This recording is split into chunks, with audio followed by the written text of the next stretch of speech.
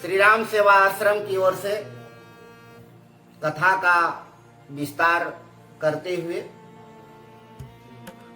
अब अभिलाषु एकु मन मोरे पूजहि नाथ अनुग्रह तोरे मुनि प्रसन्न लखी सहज स्नेहु कहेउ नरेश सरजाय सुदेहु।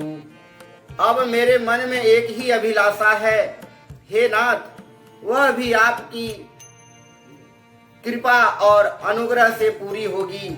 राजा का सहज प्रेम देखकर मुनि ने प्रसन्न होकर कहा, नरेश, आप आज्ञा दीजिए कि आपके मन में क्या ऐसी इच्छा है।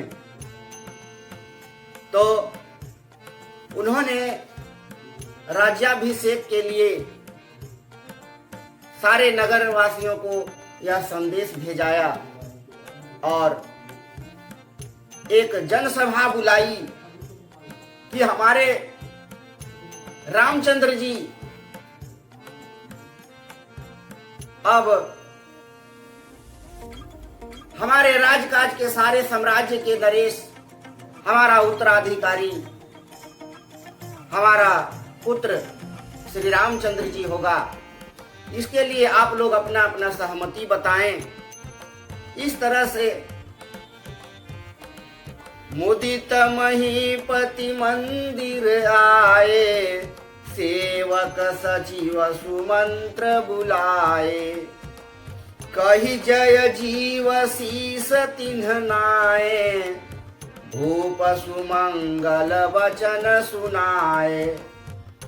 राजा आनंदित होकर महल में आए और उन्होंने सेवकों को तथा अपने मंत्री सुमंत्र को बुलवाया। उन लोगों ने जय जीव कहकर सिर नवाए और राजा ने सुंदर मंगलमय वचन श्री रामचंद्र जी युवराज पद देने का प्रस्ताव सुनाए और कहे, जो पांचहि मत लागे नीका, करहु हरषि सिंह राम ही टीका। और कहा, यदि पंचों को यह मत अच्छा लगे तो हृदय में हर्षित होकर आप लोग प्रभु श्री रामचंद्र जी को राज तिलक कीजिए। देखिए, इस कथा के माध्यम से यह संदेश दिया गया है कि वो राम राज्य का वो समय कैसा होगा।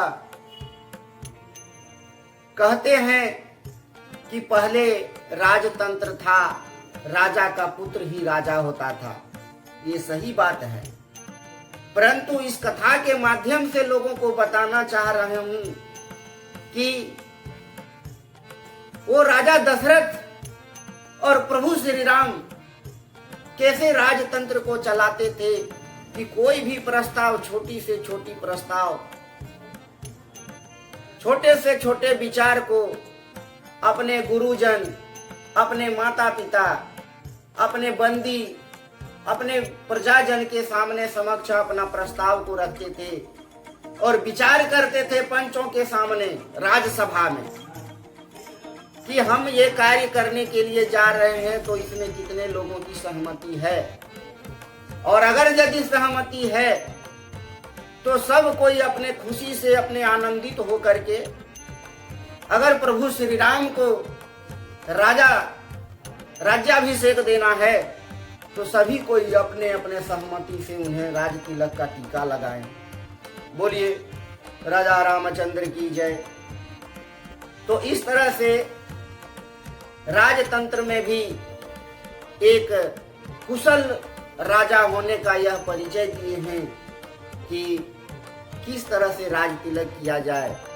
और आज के जमाने में, आज के समय में एक राजा, एक नेता तरह तरह के छल कपट और ईर्ष्या द्वेष के भावना से तरह तरह की योजना बनाते हैं और चुनाव के समय में तरह तरह की रूप धारण कर करके अपना राज्याभिषेक करा लेते हैं।